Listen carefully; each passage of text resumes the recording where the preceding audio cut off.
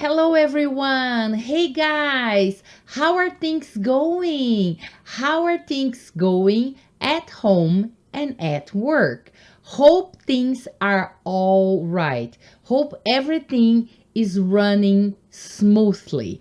I'm teacher Renata with English Upgrade Training, taking your English and your career to the next level. This is the YouTube channel where you learn interesting business English tips to apply immediately in your day-to-day communication in English. This is the channel where you can learn things that make progress in your career, that help you to make progress in your career.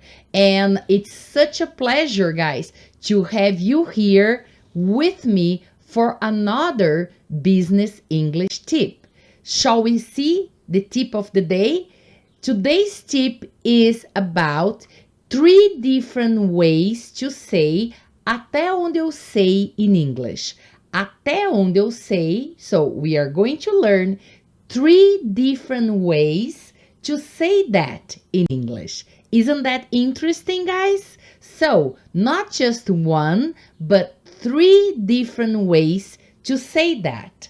This is a very interesting expression that is widely used in English in different things, right? You can use in writing and spoken English. So this is a very, very interesting expression. As always, guys, keep watching.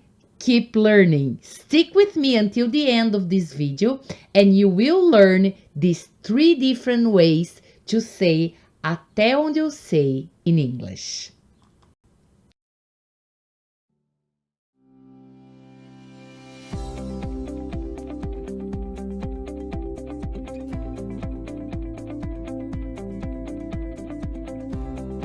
English Upgrade Training, taking your English to the next level.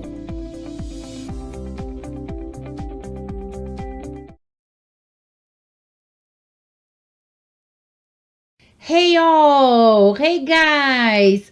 Great to see you again. Great to have you again here with me to learn some more business English tips. How about learning today 3, not just 1, but 3 different ways to say até onde eu sei in English. Without any further delay, let's jump into it. Let's jump into these expressions, guys. So the first way to say that is as far as I know. As far as I know. The second way to say that in English is as far as I'm concerned. As far as I'm concerned. And the third expression, the third possibility here for you is to the best of my knowledge, to the best of my knowledge. So let me repeat these expressions back to you, and I'd like you to try repeating these expressions right after me. Okay, guys? So the first expression again, as far as I know. Your turn. The second one, as far as I'm concerned. Your turn now. And finally, to the best of my knowledge. So your turn. All right, guys. Well done. Good job. So you have these 3 possibilities in English, right? It doesn't matter which one you use. Many times my students ask me these questions. I don't know if you have this question whatsoever, but anyways, my students, they usually ask me, teacher, is there the best one? I mean, you have 3 expressions here. Is one better than the other? Is one more common than the other? Actually, guys, there's no difference here. There's no difference in meaning, and there's no difference in how often these appear in the language. So you can use either one of them, either one. Okay, guys? Also, any of these expressions are fine, are totally great, okay? So you can use as far as I know, as far as I'm concerned, or even to the best of my knowledge. So any of these expressions, you are going to be just fine. You are going to communicate beautifully and accurately in English. So, as always, my recommendation, my advice, I strongly advise you guys, I strongly recommend you vary the expressions that you use. So in one situation, you may use as far as I know.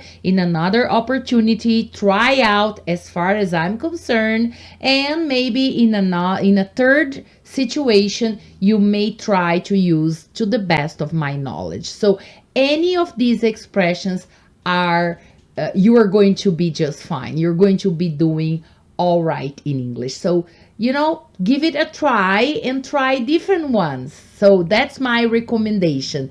The more you use, the better you get. Remember, guys, practice brings perfection, right? Practice brings perfection. So just practice all of them, give them a try and vary. Don't stick to just one of them. You have 3 options, so let's try to use these 3 alternatives. In the next slide, I'm going to show you some sentences, guys. So you're going to have the opportunity to see these expressions in context, in real communication situations.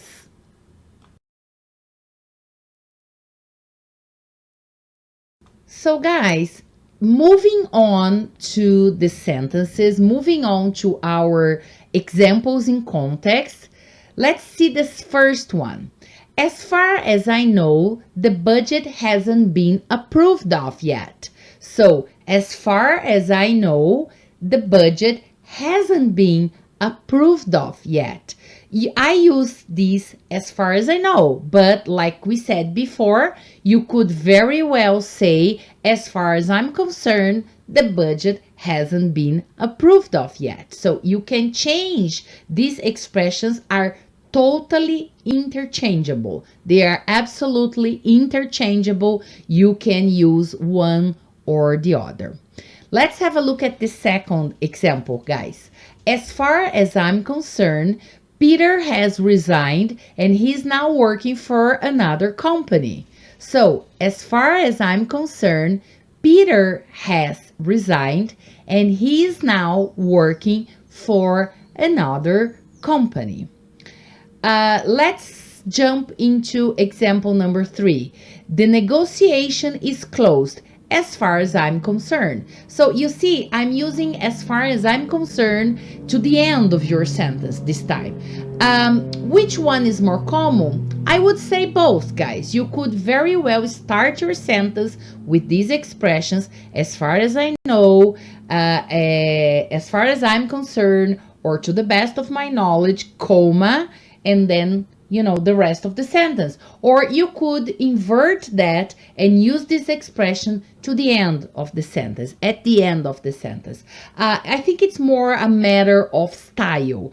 I personally prefer to start with these expressions, use a comma, and continue the idea, okay? But it's not wrong, absolutely not, if you decide to invert this order and use these expressions to the end of your sentence. Let's have a look at the next one. To the best of my knowledge, the new project is going to start in June. So, to the best of my knowledge, the new project, is going to start in June. So you could say, to the best of my knowledge, the project, or as far as I'm concerned, the new project, or as far as I know, the new project is going to start in June. So you see, you can use any one of these expressions and they are all right. So it doesn't matter, they have the same meaning, they are totally interchangeable, and you have 3 options open to you here, guys. So enjoy these options. Make use of these options.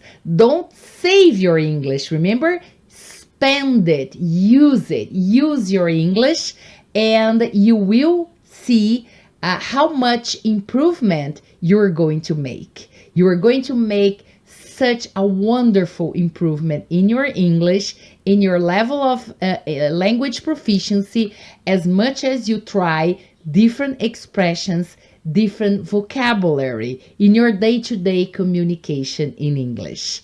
So, hope you like this tip. Hope you find this expression useful. And thanks as always, guys. Thanks a lot. Thanks a bunch. Thanks a million for being here with me, for sticking to the end of this video, for keep watching, and for taking interest in my business English tips. It's such a pleasure to share some of my knowledge with you guys. All right? So, hope to see you again in one of my next video or in one of my online business English courses. Take care, guys, and have a nice day or a nice week ahead. Bye-bye.